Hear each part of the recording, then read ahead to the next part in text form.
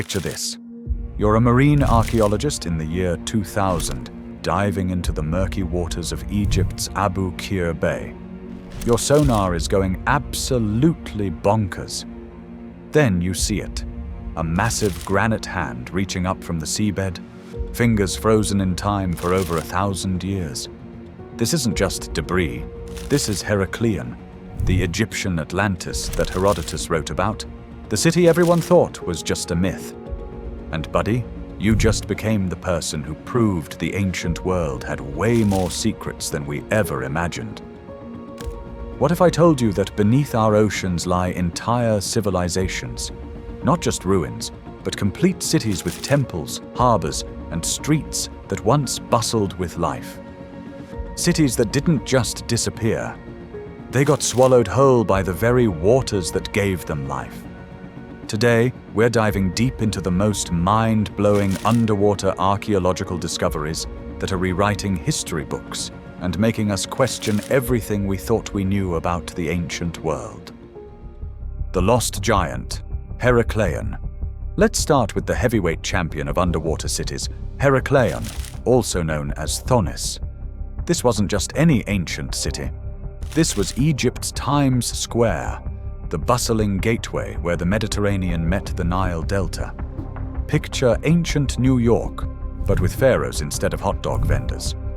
Dr. Frank Gaudiot, the French marine archaeologist who discovered it, spent over a decade searching for this legendary city. The ancient historian Herodotus had written about it, but for centuries, scholars dismissed it as ancient fake news. Then, in 2000, Gaudiot's team struck gold, or should I say, struck granite. What they found was absolutely bonkers. 64 ancient ships, perfectly preserved in the Mediterranean's embrace. Massive statues of gods and pharaohs, some standing 16 feet tall, looking like underwater skyscrapers. Gold coins, jewelry, and ceremonial objects that made King Tut's tomb look like a garage sale. But here's where it gets really wild. Heracleion wasn't destroyed by war or conquered by enemies. It was literally swallowed by the sea around the 8th century AD. Earthquakes, soil liquefaction, and rising sea levels turned this thriving metropolis into Atlantis 2.0. The irony? A city that lived by the water, died by the water. The preservation is so incredible that archaeologists found intact bronze lamps, lead fishing weights, and even ancient wooden ship parts that should have rotted away centuries ago. The Mediterranean basically turned into history's most expensive refrigerator. Speaking of dramatic endings, our next city had a farewell party that literally brought the house down. The Roman Vegas, Baia. If Heracleion was ancient Egypt's Times Square, then Baia was Rome's Las Vegas, except with better architecture and worse plumbing. This wasn't just a city, it was the ultimate Roman resort town where emperors went to party, senators went to scheme, and everyone went to do things they probably shouldn't tell their wives about. Julius Caesar had a villa here. So did Pompey, Nero, and pretty much every Roman who was anyone. The Roman historian Seneca called it a harbor of vice, which, coming from a Roman, is saying something. These were the people who invented the word orgy, remember? But Baia wasn't just about debauchery, it was an engineering marvel. The Romans built incredible thermal baths using the volcanic activity from nearby Mount Vesuvius.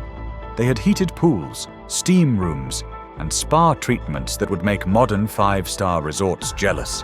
It was like ancient Rome's answer to Iceland's Blue Lagoon, except with more marble and fewer Nordic tourists. The preservation underwater is absolutely insane. Marine archaeologist Dr. Barbara Davidi has been studying the site for decades, and what she's found reads like a Roman real estate brochure. Elaborate frescoes still visible on villa walls, marble statues that look like they were carved yesterday, and mosaic floors so detailed you can see individual tiles. But here's where the story gets really dramatic. Baia wasn't destroyed by barbarians or civil war, it was killed by the very volcanic activity that made it special. The same geological forces that created those amazing hot springs also caused the land to literally sink into the sea. It's like the Earth decided to give Rome's party town the ultimate hangover. The irony is beautiful. A city built on volcanic pleasure was destroyed by volcanic pressure. Between the 4th and 8th centuries AD, rising sea levels and soil subsidence turned the Roman Riviera into an underwater museum. Today, you can literally snorkel through emperors' bedrooms and swim through ancient Roman gardens.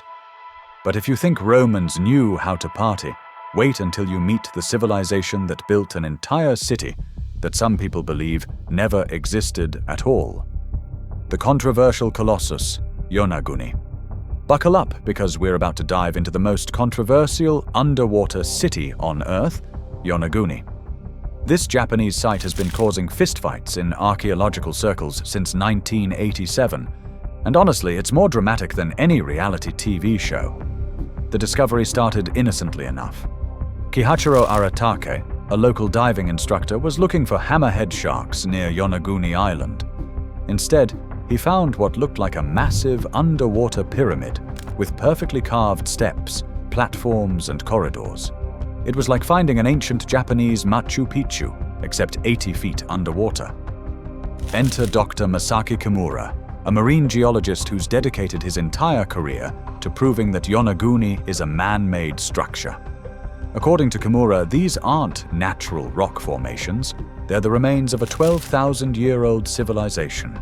That would make Yonaguni older than agriculture, older than pottery, older than pretty much everything we associate with human civilization. But here's where things get spicy. The mainstream archaeological community is basically saying, "Hold up there, buddy." Dr. Robert Schoch, a geologist from Boston University, argues that Yonaguni is entirely natural, just really, really impressive natural rock formations shaped by tectonic activity and erosion. The evidence is genuinely mind-bending. The structure has what looks like steps, terraces, and even carved animals. There are right angles that seem too perfect to be natural, and drainage channels that appear designed.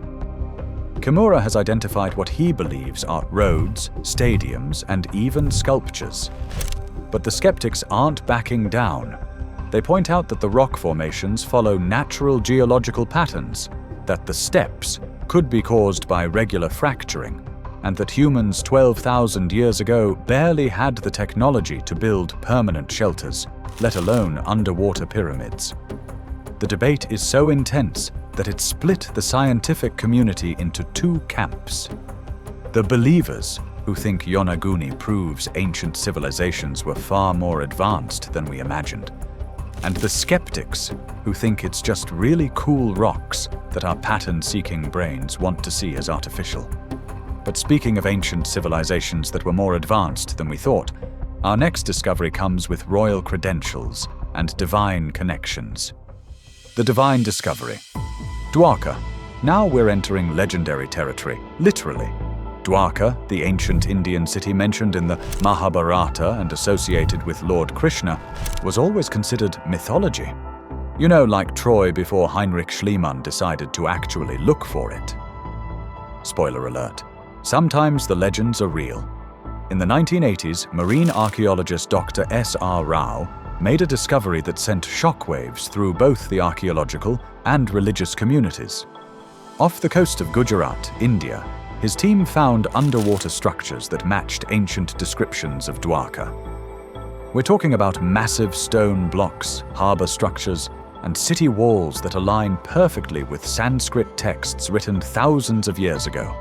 The dating is absolutely wild. Carbon dating and thermoluminescence testing suggest parts of the underwater city date back 9,000 years. That's roughly 7,000 BCE, making it contemporary with the world's earliest known permanent settlements. This means while most of humanity was still nomadic, someone in ancient India was building sophisticated harbor cities. What makes Dwarka unique is the quality of construction. These aren't rough stone piles, they're precisely cut blocks fitted together without mortar, some weighing several tons. The underwater fortification walls are massive, and the harbor engineering shows understanding of tidal patterns and ocean currents that rivals modern port design. The religious significance is enormous. For millions of Hindus, finding Dwarka isn't just archaeology, it's validation of their sacred texts. The Mahabharata describes Dwarka as a golden city with 900,000 royal residences, and while we haven't found the gold yet, the stone foundations suggest a city of impressive scale. But here's where it gets really interesting from a scientific perspective. The submergence of Dwarka coincides with post-glacial sea level rise, meaning this city was built during a period when the ocean was about 130 feet lower than today. The inhabitants literally watched their city disappear beneath the waves over generations. Dr. Rao's team found harbor structures, anchors, and even what appears to be a dock system. The pottery fragments and artifacts suggest extensive trade networks reaching across the Indian Ocean. This wasn't just a city, it was a maritime empire's capital. But if ancient Indian engineering impresses you, wait until you hear about the pirates who built a city so wild that even the ocean couldn't handle it. The Pirates' Apocalypse, Port Royal. Ladies and gentlemen, meet Port Royal, the wickedest city on Earth that literally got swallowed by divine justice. Or at least, that's what the survivors thought when a massive earthquake sent 2/3 of this Jamaican pirate haven straight to Davy Jones's locker in 1692. Port Royal wasn't just any pirate town, it was the pirate town. This was where Henry Morgan launched his raids, where blacksmiths forged cutlasses, where taverns never closed, and where the rum flowed like water. It was basically a 17th century Las Vegas, except with more parrots and fewer marriage chapels. The city was insanely wealthy. Pirates would return from Spanish treasure ship raids and spend their loot like there was no tomorrow. Which, as it turns out, there kind of wasn't. The phrase "living like there's no tomorrow" could have been invented in Port Royal. Then came June 7th, 1692, at 11:43 a.m. The earth literally moved. A massive earthquake followed by a tsunami that would have made Poseidon proud. In less than 3 minutes, 2/3 of Port Royal simply vanished beneath the Caribbean Sea. Buildings, people, treasure chests full of Spanish gold. Gone. The preservation is absolutely incredible. The disaster was so sudden that entire buildings were buried intact under sand and silt.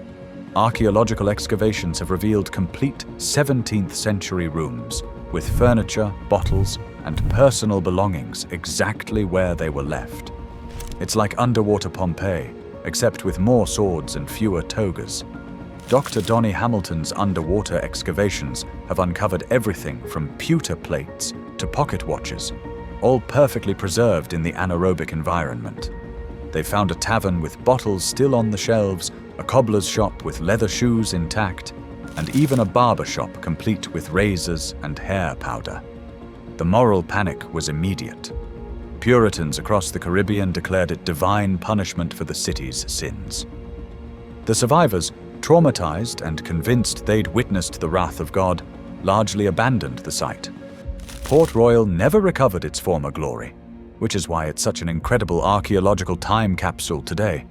But our final destination takes us to the most mind-bending discovery of all, a city that challenges everything we thought we knew about human civilization. The Stone Age metropolis, Atlet Yam. Our final stop is Atlet Yam, off the coast of Israel, and folks, this one's going to blow your mind. This isn't just an ancient city, it's a 9,000-year-old Neolithic village that's rewriting the textbooks on early human civilization. Discovered in 1984, Atlet Yam dates to around 7,000 BCE, making it older than agriculture, older than the wheel, older than pretty much everything we associate with civilization. These people were building sophisticated settlements when most of humanity was still hunting and gathering. The preservation is absolutely bonkers. The Mediterranean has kept this Stone Age village in perfect condition. We're talking about stone-built houses, water wells, ritual installations, and even human skeletons in their original positions. It's like finding a perfectly preserved prehistoric suburb. But here's the kicker that makes archaeologists lose their minds. Atlet Yam shows evidence of early agriculture, animal domestication, and complex social organization. These weren't simple hunter-gatherers. They were sophisticated people who understood irrigation, crop rotation, and livestock management thousands of years before these technologies were supposed to exist. The site has yielded the world's oldest known walled water well, sophisticated stone tools, and evidence of long-distance trade networks. These people were connected to communities hundreds of miles away, trading goods and ideas in a prehistoric globalization that challenges our understanding of Stone Age societies. But if you think that's impressive, wait until you hear about the city that's been hiding underwater for over 5,000 years. The Stone Age Atlantis, Pavlopetri. Ladies and gentlemen, meet Pavlopetri, the world's oldest submerged city and probably the most underrated archaeological discovery of the 20th century. While everyone's obsessing over Pompeii, this Greek city has been chilling underwater since before the pyramids were even a twinkle in a pharaoh's eye.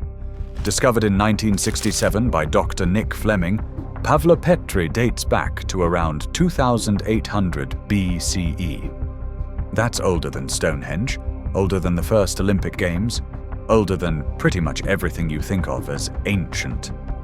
This city was already ancient when Homer was writing the Odyssey. What makes Pavlopetri absolutely mind-blowing is that it's not just ruins, it's a complete Bronze Age town plan. We're talking streets, buildings, courtyards, and even a sophisticated water management system. It's like finding a perfectly preserved medieval village, except this one predates medieval times by 3,000 years. The University of Nottingham's underwater survey revealed something that made archaeologists lose their minds. The city layout is so well preserved that you can literally walk, or swim, down 5,000-year-old streets. The stone foundations are still there, the room divisions are visible, and you can even see where the ancient drainage system used to flow. But here's the kicker. Nobody knows exactly why Pavlopetri ended up underwater. Unlike Herakleion, there's no dramatic earthquake story or sudden catastrophe. The leading theory? Sea levels gradually rose over thousands of years, and the inhabitants slowly abandoned their sinking city. Imagine having to evacuate your hometown not because of war or disaster, but because the ocean is literally stealing your backyard inch by inch.